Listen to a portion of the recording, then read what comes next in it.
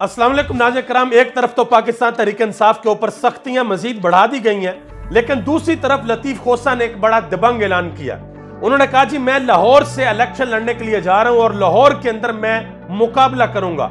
उन्होंने कहा कि इमरान खान भी इलेक्शन लड़ने के लिए जा रहे हैं और हम देखते हैं कि किस तरीके से पाकिस्तान तहरीक इंसाफ का रास्ता रोका जाता है। उनसे एक सवाल पूछा एक साफी ने कि जनाब मोहतरम, आप तो जुल्फ़िकार अली भुट्टो को नहीं बचा पाए थे, तो आप किस तरीके से इमरान खान को बचाएंगे? तो लतीफ़ खोसा ने आगे से जवाब दिया कि याद रखना कि 5 चीजें इंसान के हाथ में नहीं है। ना इंसान के हाथ में जिंदगी है, ना इंसान के हाथ में मौत है, ना इंसान के हाथ में इज्जत है, ना इंसान के हाथ में जिल्लत है और ना ही इंसान के हाथ में रिस्क है। ये वो 5 चीजें हैं जो अल्लाह की तरफ से मिलती हैं। अल्लाह जिसे चाहता है जिंदगी देता है, जिसे चाहता है उससे जिंदगी वापस ले लेता है। अल्लाह जिसे चाहता है इज्जत देता है और जिसको चाहता है बड़े बाजार में अल्लाह जलील कर देता है। और रिस्क का वादा भी अल्लाह ने किया। लतीफ़ खोसा ने कहा कि हमने आज छोटे छोटे खुदा बना लिए हैं, हम डरते हैं। लतीफ़ खोसा ने कहा कि पाकिस्तान तहरीक इंसाफ इलेक्शन लड़ेगी, इमरान खान भी इलेक्शन लड़ेंगे। इमरान खान के अलावा या बल्ले के अलावा किसी भी सूरत ये इलेक्शन हो ही नहीं सकता। एतजाज अहसन ने इसके ऊपर बड़ी अहम बात की है। बल्कि एक और अहम खबर आपको यह भी दे दूं कि शेर अफजल खान मरवत NA41 से नेशनल असेंबली का इलेक्शन लड़ेंगे। ये एक बड़ी अहम खबर आई है। और पाकिस्तान तहरीक इंसाफ के जो चेयरमैन है बैरिस्टर गोहर अली, उन्होंने ये फैसला किया कि वो बोनीर से इलेक्शन लड़ेंगे नेशनल असेंबली का। एतजाज अहसन ने एक बड़ी अहम बात की है। उन्होंने कहा कि ये इलेक्शन कमीशन का मुंशी तहरीक इंसाफ के साथ बहुत घटिया सलूक कर रहा है। पाकिस्तान की सबसे बड़ी पार्टी पाकिस्तान तहरीक इंसाफ से बल्ले का निशान नहीं छीना जा सकता। तो एक तरह से जिस तरह लतीफ़ खोसा पहले मैदान में आए थे बड़ा खुल के इमरान खान के लिए, अब एतजाज अहसन भी मैदान के अंदर आ चुके हैं। और ये खबरें भी अंदर से आ रही हैं कि हो सकता है बहुत जल्द लतीफ़ खोसा के बाद एतजाज अहसन भी पाकिस्तान तहरीक इंसाफ को ज्वाइन कर ले। और अगर एतजाज अहसन पाकिस्तान तहरीक इंसाफ को ज्वाइन कर लेते हैं तो इसका मतलब है कि वकला की बहुत बड़ी पावर, एक बहुत बड़ा ग्रुप इमरान खान के पीछे खड़ा होगा। और दूसरी तरफ अब डर और खौफ का समा है। 2 तरह के डर और खौफ है।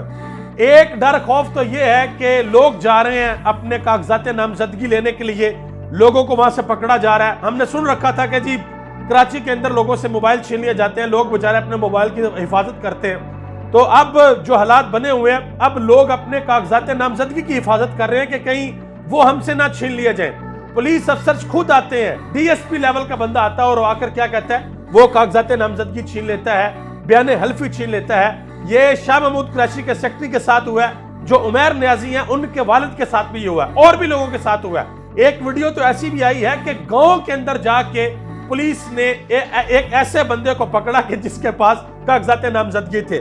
तो पुलिस ने एक और काम भी किया जी, रावलपिंडी की पुलिस ने, उन्होंने 60 पाकिस्तान तहरीक इंसाफ के जो लोग रहनुमा हैं जिन्होंने इलेक्शन लड़ना है उनकी गिरफ्तारी मांग ली है कि जी वो 9 मई के वाकयात के अंदर मुलव्वस हैं। और सबसे मजे की बात कि उसके अंदर जुल्फी बुखारी भी है, हालांकि उस वक्त जुल्फी बुखारी पाकिस्तान के अंदर मौजूद नहीं थे। और दूसरी तरफ सुप्रीम कोर्ट ऑफ पाकिस्तान ने भी एक बड़ा ऐलान कर दिया। ये मैं आपके सामने रखने लगा हूं। ये अखबार के अंदर इश्तिहार दिया कि 2 जनवरी 2024 को एक 7 रुकनी बेंच एक बड़े अहम केस की समाअत करने के लिए जा रहा है। और वह समाअत ये होगी कि जो ताहयात नाअहली का केस है उसके ऊपर अपील सुनी जाएगी और फैसला किया जाएगा। क्यों? क्योंकि आगे इलेक्शन आ रहा है तो सुप्रीम कोर्ट को लगता है कि ये लोगों का हक है, ये फैसला सुनना चाहिए। लिहाजा अतलाए आम है अवामुन नास के लिए कि जो जो अपना जवाब देना चाहता है वो सुप्रीम कोर्ट के अंदर जमा करवा दे या वहां पर आ जाए। एक तरफ तो ये किया जा रहा है कि भाई ताहयात नाअहली खत्म करने के लिए केस लग रहा है, और दूसरी तरफ वो लोग जो अहल हैं जिन्होंने इलेक्शन लड़ना है, जो कागजात नामजदगी लेने के लिए जाते हैं, उनको पकड़ के उनके ऊपर झूठे मुकदमे करके उनको जेलों के अंदर डाला जा रहा है। तो पाकिस्तान तहरीक इंसाफ इसकी शदीद मजम्मत कर रही है कि ऐसा बिल्कुल भी नहीं होना चाहिए। अगर आपने ऐसा करना है तो फिर आप ऐसा करें, डायरेक्ट आप ऐलान कर दें कि नवाज शरीफ साहब पाकिस्तान के अगले बादशाह हैं, फिर इलेक्शन करवाने की क्या जरूरत है। आगे आ जाए, जावेद चौधरी ने एक बड़ा अहम बयान दिया जी। उन्होंने कहा जी पाकिस्तान तहरीक इंसाफ में वापसी के लिए इमरान खान ने ऑप्शन खोल दी है। वापसी के लिए प्रेस कॉन्फ्रेंस करनी होगी और उसके बाद सोचा जाएगा कि वापस लेना चाहिए या नहीं।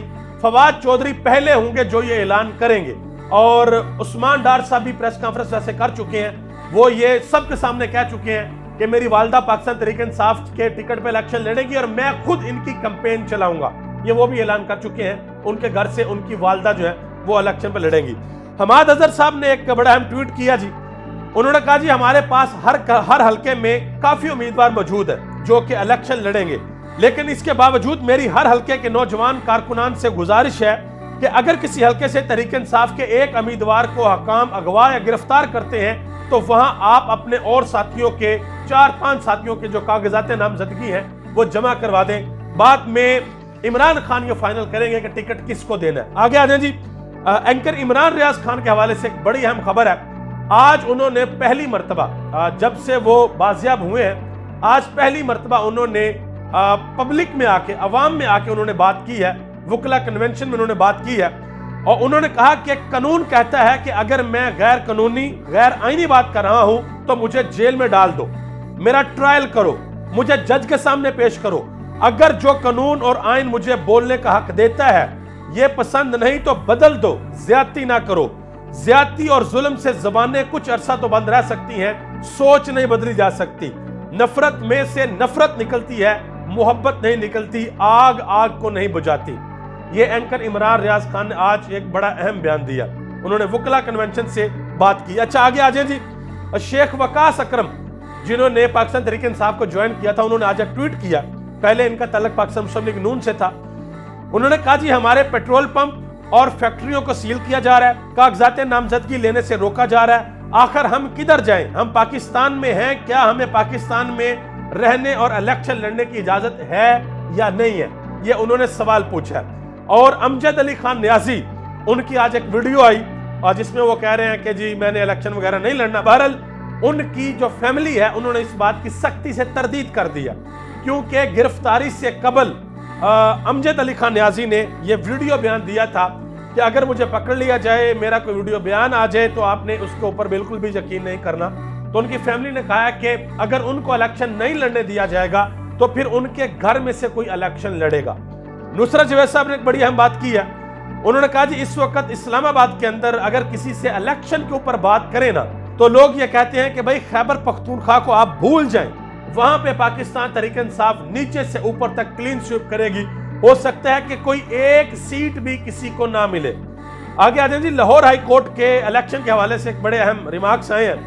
انہوں نے کہا جی جس طریقے سے الیکشن ہونے ہیں سب کو پتا ہے, عمران خان کے نام پر ابھی بھی بیپ آ رہا ہے, یعنی کہ عمران خان کا نام آتا ہے تو ٹوں کر کے آ جاتا ہے ہمارے ٹی وی چینلز کے اوپر. تو انہوں نے کہا کہ یہ کس طریقے کے الیکشن ہونے کے لیے جا رہے ہیں پاکستان کے اندر. بہرحال آپ سب سے گزارش ہے کہ آپ دعا کریں, اللہ تعالیٰ اس ملک پر اپنا خاص فضل اور کرم فرمائے اور الیکشن امن و امان کی صورتحال کے اندر ہو جائے.